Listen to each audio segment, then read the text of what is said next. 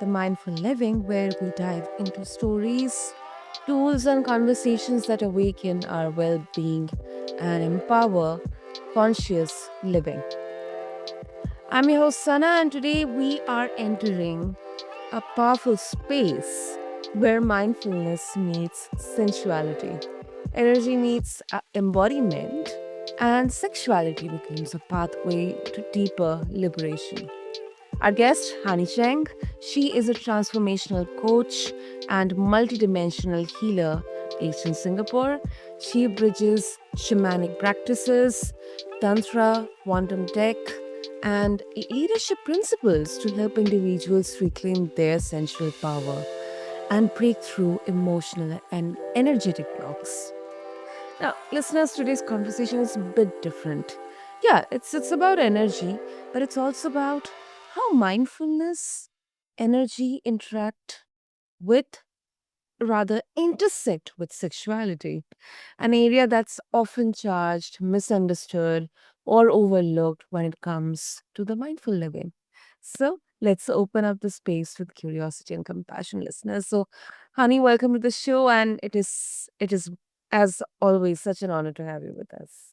It's always such a pleasure to be here. If you haven't watched our thing on another channel yet, you should definitely also hop over. I forgot what that channel was, but Sana is a host of many shows, and I'm so excited to be here again.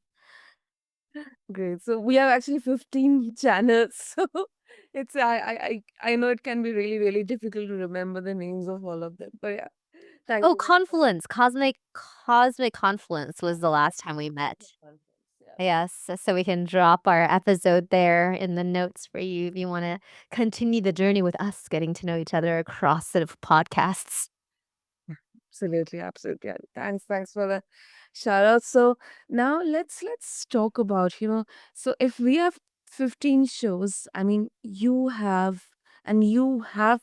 working with over 33 healing modalities to support people on their journey toward sensual liberation. So that is incredible, honey, incredible. So can you share, I mean, what brought you into this work? I mean, and how uh, did you um, come to know about mindfulness? What exactly do you think it is about, and how important is it?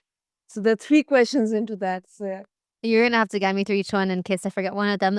How did I get into mindfulness? Mindfulness I started in 2008. So I was actually in the Drucker School of Management in Claremont, Mm. and I was learning and studying with executive leaders at that time in an MBA course.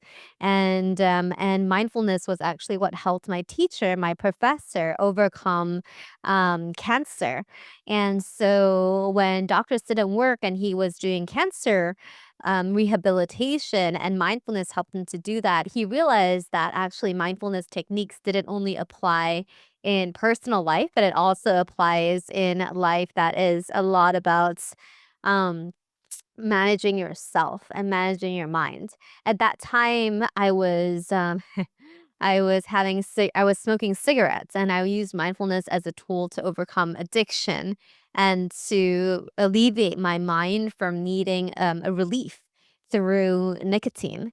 And so that was one of the pathways. The second thing was I was overthinking a lot, paranoia or just overachieving, wanting to perform beyond my capabilities as any student does at that age. And then at that time, mindfulness really helped me to quieten my thoughts. So it wasn't always so self critical or pressurizing to need to grow into a person that I didn't quite know. And so that was the area in which mindfulness existed at that time. So um, mindfulness is also about being happy with everything that you have in the moment, and that really, really allowed me to be grateful for what I had in my life instead of always chasing the future or ruminating about the past of what I've lost or what I still want. It allowed me to be present, and I thought that was such a beautiful way to embody that concept of contentness. And compassion was a big aspect of mindfulness that I understood through studying with Thich Nhat Hanh in San Diego at Deer Park. And the Buddhist sort of mindfulness technique of compassion is a version of being satisfied with the status quo in a world where we're pressured to always go for something better, grow deeper, heal more. It is about accepting where we are. And it's the ultimate form of self love. Of course, over the course of 20 years, you grow in your understanding of what mindfulness is, and you grow in your understanding of what is compassion because we have so many voices in our heads. And mindfulness also helps me distinguish all the voices so that every single voice has a speech bubble and also a character. So I understand where they're from. And sometimes when new voices come up, having new ways to label them, it helps really, really understand myself and how I react in chaos or how I react in under pressure, how I react when really, really, really high pressure, high intensity, and high stress situations happen, or even in a motorcycle accident when I broke my foot and I broke my bone. Mindfulness helped me stay calm and just understand what to do next and what to do next. And then I still had to do a whole yoga teacher training with 200 over hours of practice with a broken foot. And mindfulness gave me the resilience to finish that, even though I broke my foot. So I learned how to see the every situation from a bigger perspective. So that's answering the first question, right? What's the second and third? Why they are so critical, crucial when it comes to sexuality? Oh, yes, sexuality. Okay. So, sexuality is one of the best places for you to practice mindfulness because we rush into sexuality as a teenager with raging hormones. When you are so infatuated with your first love, you forget mindfulness and you forget that there's so many other aspects in which you can be present. When you're looking into each other's eyes, instead of rushing to kiss something, you can slow down and actually be present with the person, right? Like when the food shows up on your table, you wait until everybody else has food before you start eating or you eat together, right? You don't just like rush into it. And so mindfulness during sexuality starts all the way from the beginning of your conversation when you're looking into each other's eyes and breathing. Literally, like one Tantra massage client yesterday was sharing with me that I asked him, he said, "Honey, you asked me what I was looking for when I signed up for the session." And he was sitting with me and we had been eye gazing for about 10 minutes. And he said, you know, this is what I was looking for. And I didn't know this is what I was looking for, but it's this feeling. And I said, this feeling is the feeling of you're almost high. You're in a psychedelic state of awareness. Your awareness is expanded. It's as if you were taking LSD or some sort of psychoactive psychedelic and you're completely sober. And it's to be able to tap into that aspect of wholeness and oneness. And in his eyes, we saw each other's divinity, which is part of Tantra. And or even Buddhism, and like you see the Buddha and one another, and in that moment, everything just clicked, and you feel like you're part of this bigger world, and you feel it. It brings tears to your eyes. It's a moment of truth. It's a moment of pure love, and that's what's possible. And this is a complete stranger, and he said. It's so nice because it's non-sexual and yet it's so profound and it's so beautiful. And that's what he was looking for. He was looking for this aspect of connection with oneness and with through himself, right? And it is practiced and it's really easy to access that mindfulness and that space if you're with someone who already knows how to get there. Just like if you were to climb a mountain in a really I don't know, weird place and there's no road and you had a guide, they can take you through all the ups and downs in it. And then eventually you get to the top and come back down and go back to your car safely.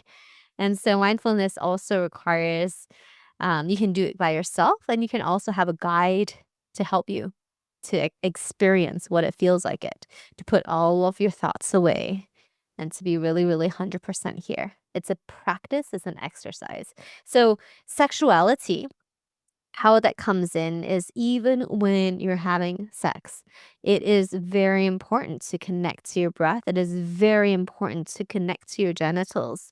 It is very important to not ignore any stimulation that is outside, but also not get lost into the stimulation. You want to have a mindful observer eye to watch the whole thing so that you're not lost in it and you're not doing everything only based on primal desires. Even though primal desire is beautiful, you want to be able to have the skill to pivot between mindfulness and holding love, going into primality, and then coming out and going into primal, and then always making sure that you're progressing in the same level of intensity as the other person is ready for. Mhm. So it definitely helps in um, understanding those subtle cues from our body, you know. Yeah. So mindfulness is for example, if you're doing a body scan, right? Mhm. Mindfulness is understanding when there's a little flutter in your shoulder or maybe a little flutter in your butt, and your butt actually wants to be touched. And then you can communicate that mindfully with your partner.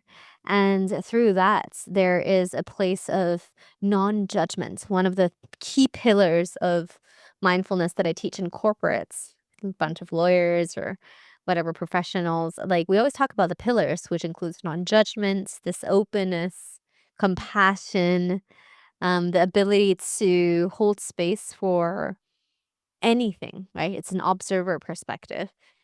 And so if you hold space for sensation and feelings and emotion and you can be with it without needing it to go anywhere, then sexuality just flows. It's flow. You're not pushing it, you're not pulling it, you're not manipulating the sexuality.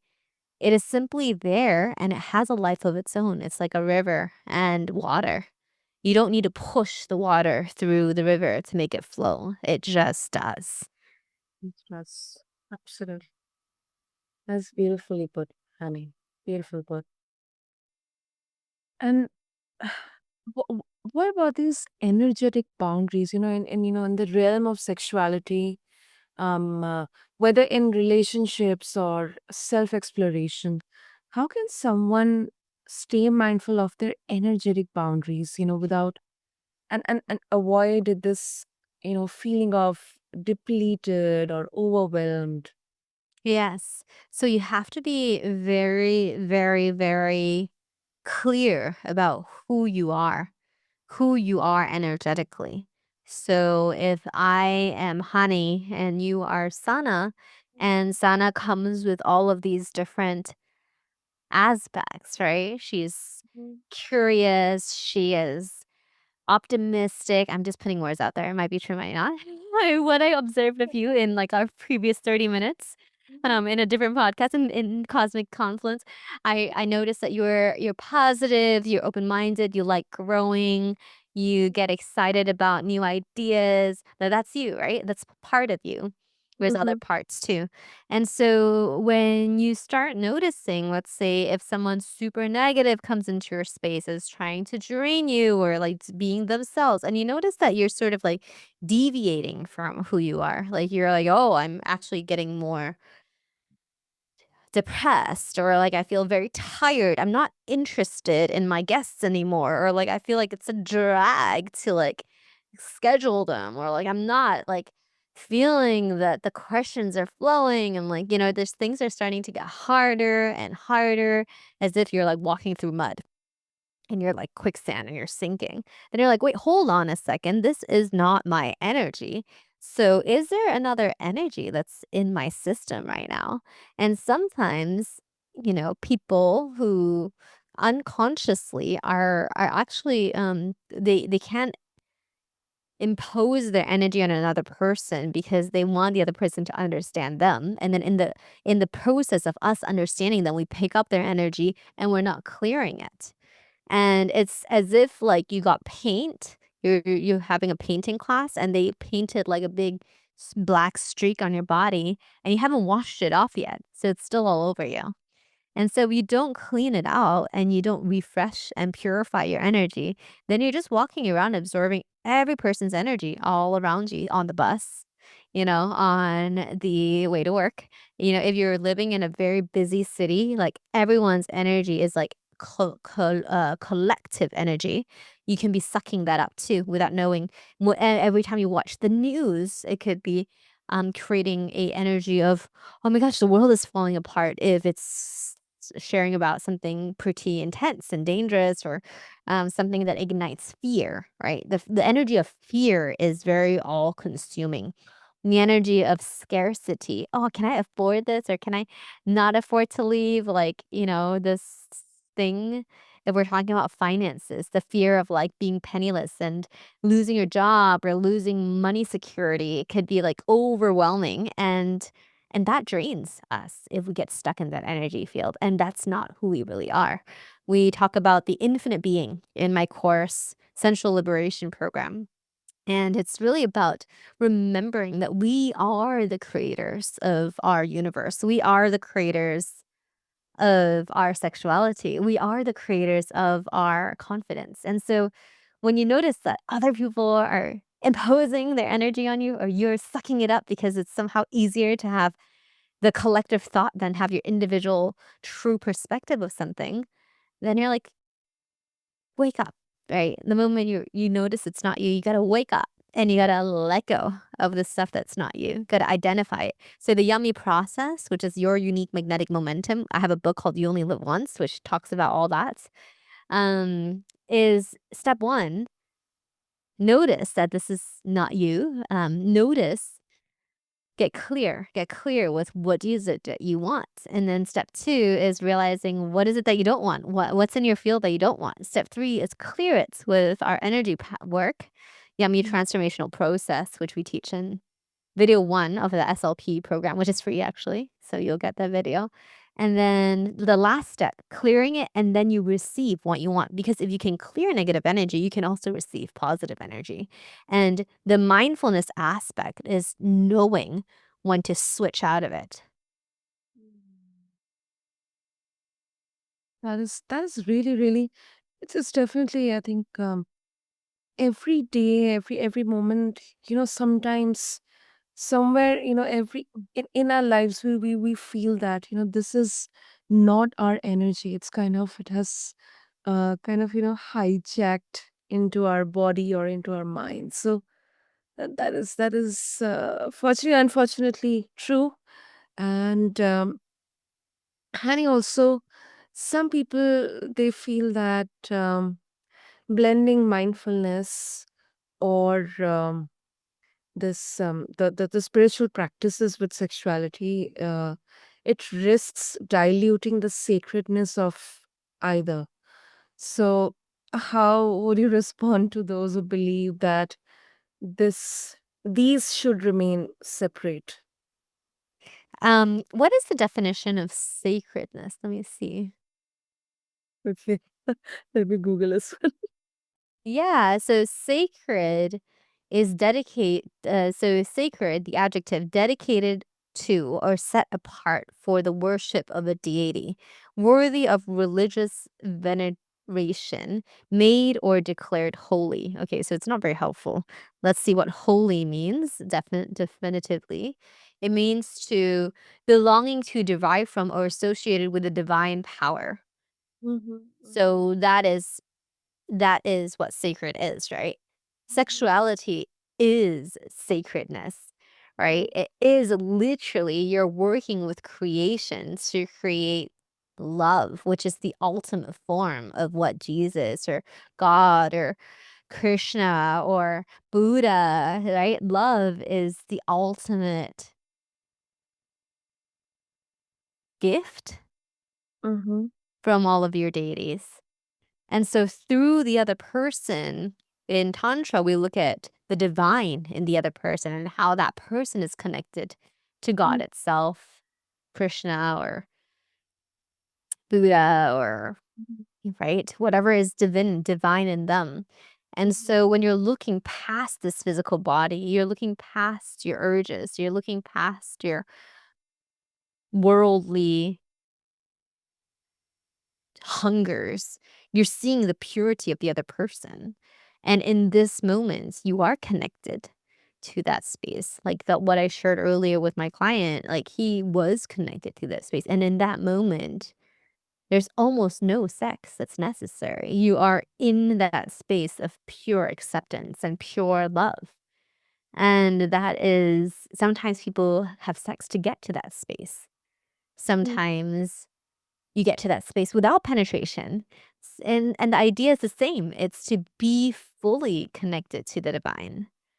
And if you can see sex as a way of worship, to give this pleasure that God has given you back mm, to God and the divine, then why not? Right. And you're doing it with intention. You're doing it with, you can before your ritual, which we talk about in module 5 of our program, you can decide with your partner that you're going to give this and you're going to offer. This is an offering, right? It's the way to see each other in pure love and to share this vibration back to where it came from. We always have a closing ceremony after each sex act with our partners. And the closing ceremony is like, what's mine is mine, what's yours is yours, and what's left over is going back to the divine. So we give the extra energy that we created in this beautiful love and we offer it back as an offering to the divine.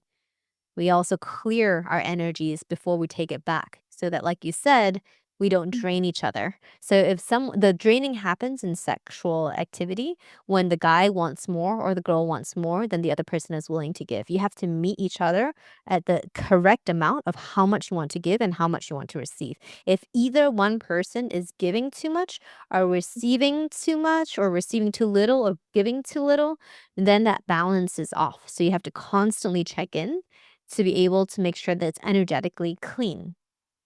Because if you're too selfish or too giving, too generous, it will leave an unbalance. And one person will feel more drained than the other person. Even if you don't give enough, some people are like, I want to please my woman, and they don't get to do that. Then that also drains their energy. So it's like, and so they have to actually talk to their woman and be like, I actually have I really wanna do this more for you, and then if she's like, "Well, I don't really need that right now, and I don't want that," and then it's no longer a gift to her. It's like he needs to satisfy his desire to give, then it's about him again. It's no longer about her because she doesn't want that, right? And so, it's always this balance of, is giving a true gift? Are you giving it to them? Whether, like, and if they don't want it, then you shift your gift. What would you actually like? What would make you feel full? Would words of affirmation make you feel loved?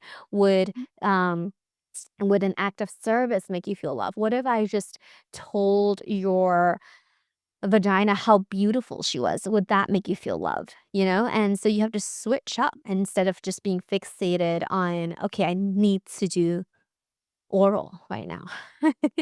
So in order to not be drained, you need to match what you're giving to what they're wanting and vice versa. They need to receive what you're giving, and if they don't like it, then they need to tell you so that you can change so that it can be exactly what they want. And the closer and the more accurate, this is about accuracy, precision, the more precise you are and the more present you are, the better quality your love is. mm. That is so true. That is so true. I agree with you, honey. Great, great. So if of course if our listeners would like to connect with you, honey, what how they can do that? So we have all of this stuff in this beautiful, beautiful program called Central Liberation Program that all of you are invited to. We have a 4-part video series that you can click on Tantra, so https://tantrasingapore.com/intimacy dash coaching backslash. And there you'll find it. And then you can also find me on YouTube at Hani Chang and then on Instagram at Hani Abundance. Great. We'll have the links and the details in the show notes. And honey, thank you for bringing such wisdom, depth, and groundedness to this conversation. And I really, really admire how you blend sexuality and mindfulness because this is something which can be judged too quickly, but what I feel is it's so nuanced and it is so beautiful. It is such a beautiful intersection. So thank you so much. You're welcome. What did you find that was, like, super interesting or something you hadn't considered before? I yeah, I looked at from the perspective that yes, you feel in those moments, you you get some kind of feelings that you may never had before having sex, especially for the first time. But then there are there's a intricate dance of energies of both the partners out there, and there's kind of an equilibrium which you need to attain to have the beautiful balance of energies, and then also give back the remainder energy to the universe or the higher force or power, whatever it is. So that is something which really, really kind of interests me to explore more about mindfulness and sexuality. For sure. Yeah, I feel like for module 5, we actually talk about everything that you need to prepare to make this very, very sacred and very, very holy. So we do, like, before sex, we have a whole preparation process, middle and end, and then after as well. So we take care of each element to make sure that everything is held in a very safe and very intentional container.